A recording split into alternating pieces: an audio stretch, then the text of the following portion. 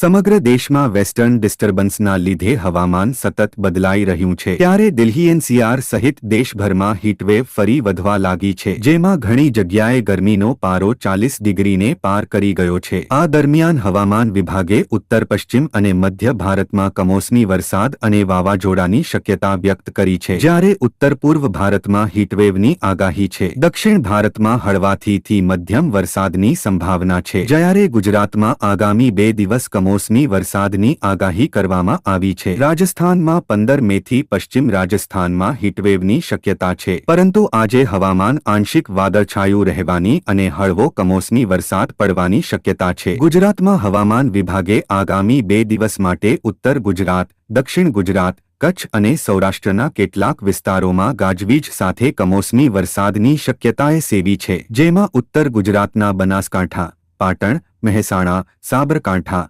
ગાંધીનગર, અરવલ્લીમાં વાવાઝોડા સાથે કમોસમી વરસાદની શક્યતા છે। હવામાન નિષ્ણાત પરેશ ગોસ્વામીની આગાહી મુજબ 14 તારીખથી ધીમે ધીમે વાદળો હટી જશે અને આકાશ ચોખ્ખું થવા લાગશે। 20મી તારીખ સુધી વરસાદની કોઈ શક્યતા દેખાતી નથી। તાપમાનની સાથે પવનની ગતિ વધી શકે છે। આજથી 15મી તારીખ સુધી પવનની સ્પીડમાં વધારો થઈ શકે છે। માવઠાના વરસાદની આ સપ્તાહમાં કોઈ સંભાવના નથી અને તાપમાન ઊંચું જશે। આ અઠવાડિયું અસ્થિરતાવાળું રહેશે અને તાપમાન ઊંચું જશે।